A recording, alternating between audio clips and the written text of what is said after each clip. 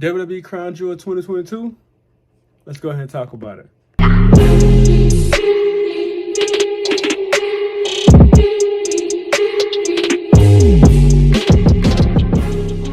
So what's good with y'all? It's your boy T-Baby, and today I'm back with another video for y'all today, man. And this video is called, obviously, as you see in the title, it's pretty much my crown jewel, how I'm going over all the matches. I'm not predicting, but this is pretty much me going over the matches and how I feel about them.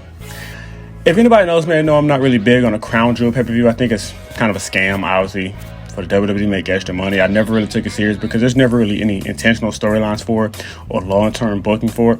It's kind of like a gimme pay-per-view. Gimme money, literally a gimme pay-per-view to get the money, and the Saudi Arabia government gets pleased. I don't understand how this is possible, but even though my views on it might not really make a difference in this video, I'm going to try to go over it, at least the matches, and then a prediction video will be like a day before the pay-per-view, the way I can get out, or the day of the pay-per-view, either one, but it'll probably be the day before. Let's go ahead and get into this pay-per-view that I'm not too fond of. I wrote down the matches on here so I can see them, but I think the first one I wrote down was Braun versus Omos. Let's go ahead and get the worst one out the way. I don't care about this match. I don't really care who wins. I think the match is absolutely useless. Obviously, the Saudi Arabia people get to pick who they want to see. And once again, I think absolute garbage. Nobody wants to see Braun versus Omos. I think both of them are horrible in the ring. I take that back. I don't think Braun's horrible in the ring, but he's boring. He left with the same gimmick. He's back with the same gimmick. Nothing really changed. That could be a whole episode for Hold On. I don't see why they brought him back. I truly don't. Omos fucking sucks. He sucks in the ring. He's horrible. He's not good. He has no movement. He's too big. His strikes look weak. His slams look weak. Everything he does look weak. He can't talk on the mic. He's just another big dude on the ring. That's literally it. He's nothing. He's useless.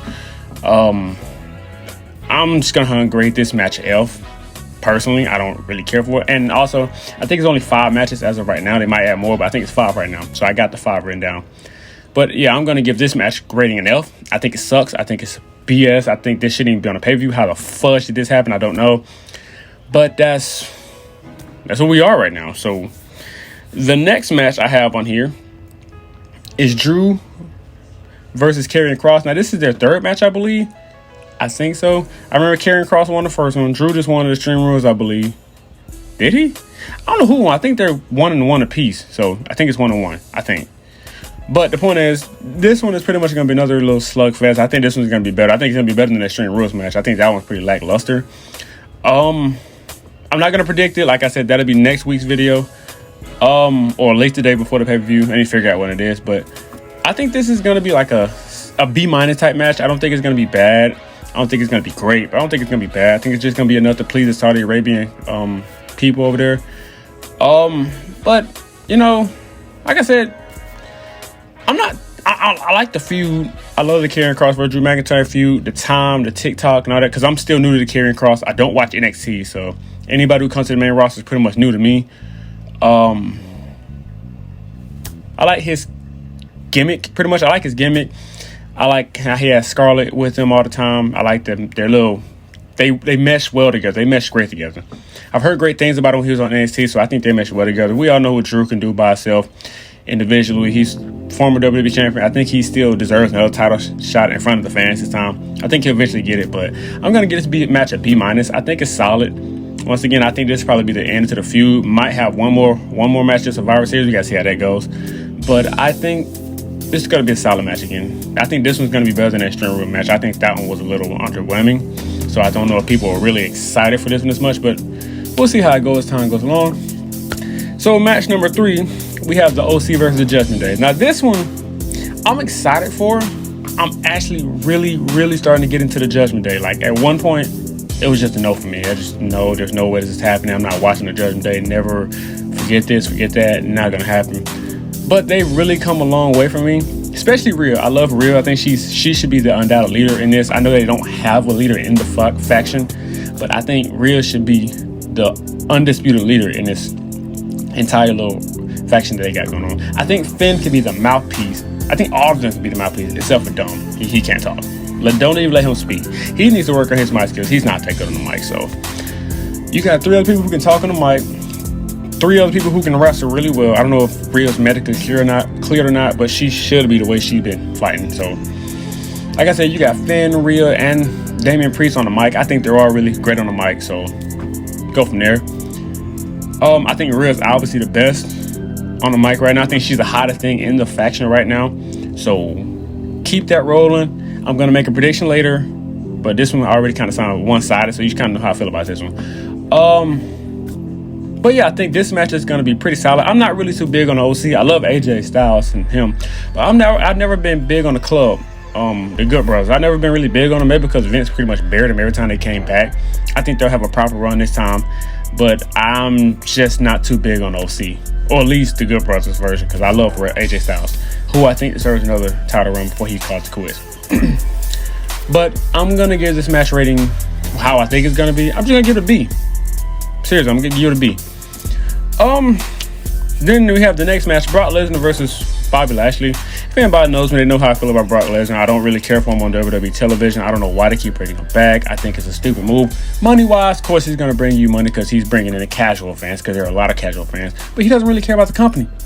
So, obviously, the Saudi crowd, like I said, this is no long-term story booking on this. This is a one-off show for him. He's going to come, he's going to get his paper, and he's going to bounce. That's it. We're going to go see Brock for a while, maybe to the Royal Rumble. But I'm not really excited for this match. I like Bobby Lashley. I guess I'm excited for the fact they finally get to go at it after all these years that they should have been did that, especially for the WWE Championship. That would have been cool. I think Bobby should have took it off Brock a while back, but we're past that. We're here now. I'm gonna watch the pay-per-view, so I don't know how to rate this match. I want to give it a B-, but I'm leaning towards a C because Brock's really lazy in the ring. He doesn't have really many moves. He got the suplex, he got the F5. And then I think the Kimura clutch, I think that's really about it. He doesn't have any moves. So him in the ring is always boring unless he's going with the smaller guy. Like somebody like Seth or Ray, he always looks great when he's in the ring with like a smaller guy. So two big behemoths just going at it. I don't see how much of this is going to go. But I hope it turns out to be a banger. I hope it does. But I'm going to give this a B. I'm leaning more towards a C+. I'm going to give it a C+. I'm not really feeling this match. But I want to see it after all these years. I feel like it should have been on a bigger stage, but it is what it is. I digress. I'm gonna give it a C+. And then the last match, we have Roman versus Logan Paul. I don't really care for Logan Paul's YouTube channel. I definitely don't care for him on WWE television. I don't like him as a person. He's an absolute douchebag. How he get on TV? Money. It's money talk. So Saudi Arabia probably wanted him. They got him. I think, in my opinion, I think this should be an absolute squash match. I think Roman should beat him down.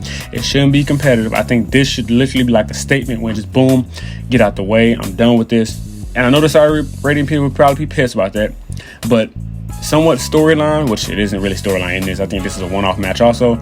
I think he should squash him. Squash match. Simply beat him down. No interference from a bloodline. None of that. Just absolutely domination from Roman. That's how it should be. He is your WWE Universal Champion, so I feel like he should just run through pretty much Logan Paul and keep pushing because he's not a WWE competitor. He's really good in the ring. I give him that. The two matches I've seen him at WrestleMania and SummerSlam, he's been really good, but this should be a squash match for the Universal Champion. I see no reason for this to even go any type of where.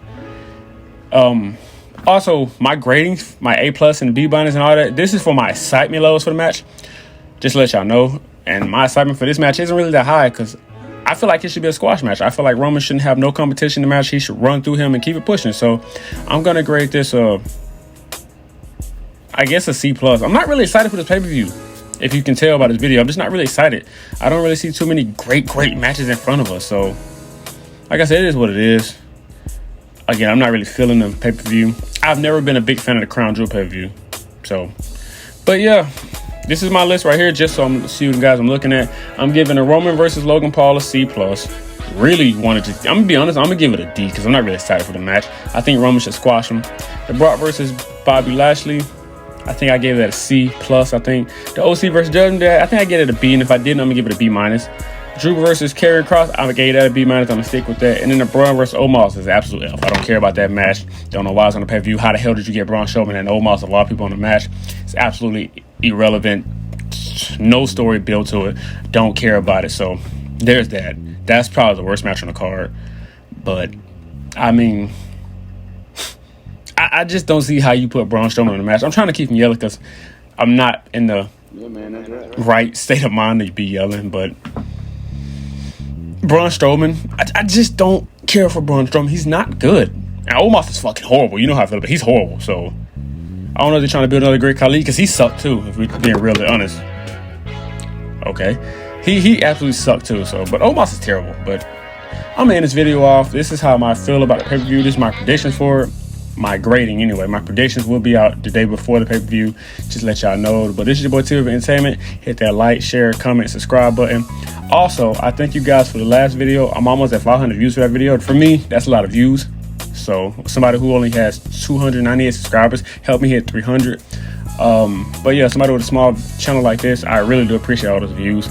My shorts, on my videos, all that. So once again, it's your boy T of Entertainment. Don't forget to like, share, comment, subscribe, and I'll see you guys in the next video.